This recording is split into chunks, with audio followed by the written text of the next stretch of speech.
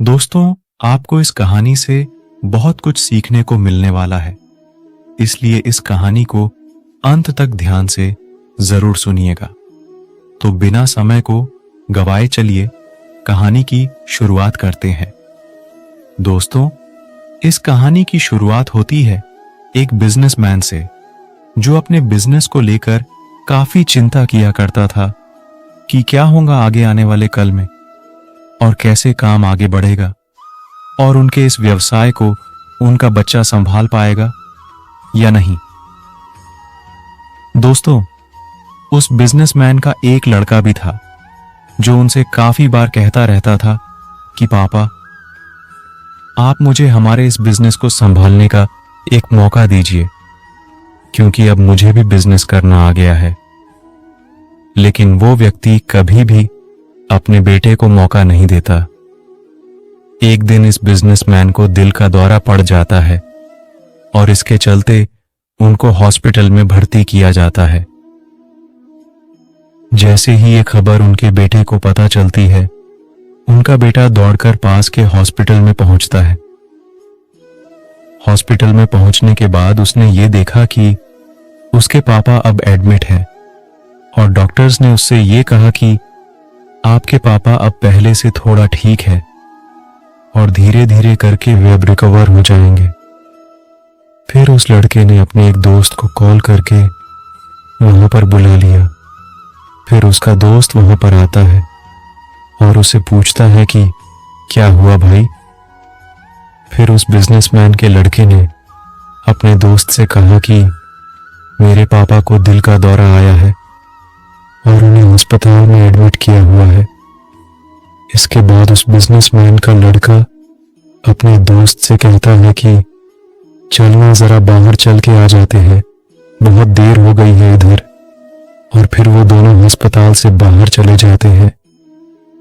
जब वो दोनों अस्पताल से बाहर निकले, तब उनको एक आइसक्रीम वाला दिखाई देता है। फिर उस बिजनेसमैन के लड़के ने अपने दोस्त से कहा है कि भाई आ जाओ, आइसक्रीम खाते हैं। ये बात सुनकर उसका दोस्त थोड़ा चौंकता है और मन ही मन कहता है कि अरे ये क्या पागलपन है, पापा अंदर भर्ती है और ये यहाँ पर आइसक्रीम खाने की सोच रहा है।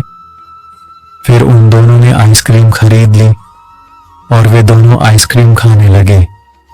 लेकिन उसका जो दोस्त था ना, उससे ये रहा नहीं गया और उसने अपने दोस्त से पूछ लिया कि भाई, मुझे समझ नहीं आ रहा है कि तुम्हारे बिजनेस का आगे क्या होगा और तुम्हारे पापा की तबीयत भी ठीक नहीं है और तू यहाँ आइसक्रीम खा रहा है, मुझे कुछ समझ में ही नहीं आ रहा है। फिर बिजनेसमैन के लड़के ने जो बात कही उसे आप ध्यान से सुनिएगा। उसने अपने मित्र से कहा कि मुझे ये मालूम है कि तू ये सोच रहा होगा कि मेरे पापा एडमिट हैं, यहाँ पर आइसक्रीम चल रही है, मजे चल रहे हैं, पर ऐसा कुछ नहीं है। मैं भगवान श्री कृष्ण का बहुत बड़ा भक्त हूं और उनकी दो बातें हमेशा अपनी जिंदगी में याद रखता हूं। पहली बात, जो हम सबको पता है कि काम करना है और फल की चिंता नहीं करनी है, इसलिए जो होगा देखा जाएगा। मैं सिर्फ अपने काम पर ही फोकस करूंगा और फिर बिजनेस भी अच्छा चलेगा। आगे उस लड़के के दोस्त ने दूसरी बात को समझाने के लिए उसे भगवान कृष्ण की एक कहानी सुनाता है। आप भी ध्यान से सुनिएगा। भगवान श्री कृष्ण की पत्नी, जिनका नाम रुक्मिणी था, उनको जब पहला बेटा हुआ था तो उसका नाम प्रद्युम्न रखा गया था और प्रद्युम्न के जन्म के 10 दिन पश्चात ही उसका अपहरण हो गया। प्रद्युम्न के अपहरण के कारण रुक्मिणी नाराज और उदास रहने लगी कि क्या हो गया है।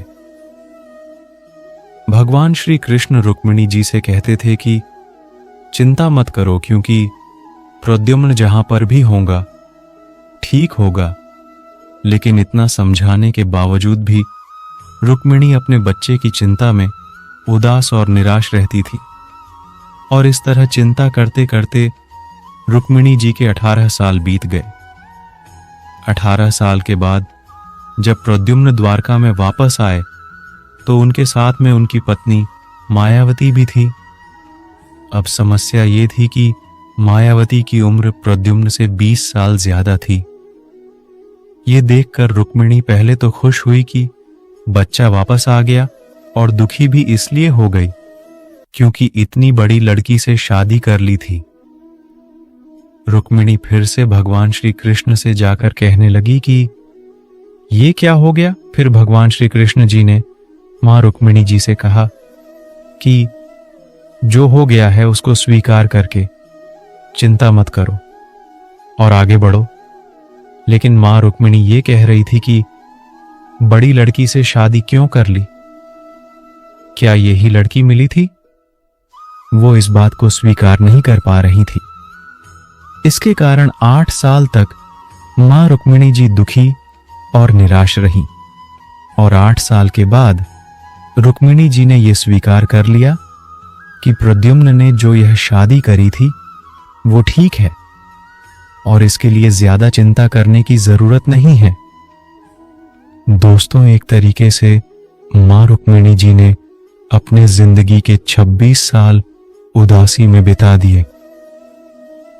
इस कहानी को खत्म करते हुए वो लड़का अपने दोस्त से बोला कि मैंने अब स्वीकार करना सीख लिया है, क्योंकि भगवान श्री कृष्ण जी कहते हैं कि जो हो रहा है उसे स्वीकार कर लो, जिंदगी अपने आप सहज हो जाएगी। दोस्तों, ये छोटी सी कहानी जो हमें 2 बड़ी बातें सिखाती है, और यही बातें मैं आपके साथ शेयर करना चाहता था कि हमारी जिंदगी में जो कुछ भी घटता है उसे स्वीकार करना सीख लीजिए, फिर देखिए जिंदगी अपने आप सहज हो जाएगी। क्योंकि हमारे नियंत्रण में जितने भी चीजें हों उन पर तो हमें जरूर नियंत्रण रखना चाहिए, लेकिन जो चीजें हमारे नियंत्रण से बाहर हैं उन चीजों को हमें स्वीकार कर लेना चाहिए। अगर हमने स्वीकार नहीं किया तो हमें भी मां रुक्मिणी की तरह बहुत सालों तक उदास रह जाएंगे। दोस्तों, आज की यह कहानी आपको कैसी लगी और आपको इस कहानी से क्या क्या सीखने को मिला, ये हमें कमेंट बॉक्स में कमेंट करके जरूर बताइए। साथ ही अगर आपको श्री कृष्ण की ये कहानी पसंद आई हो तो इस कहानी को अपने दोस्तों के साथ शेयर अवश्य कीजिएगा।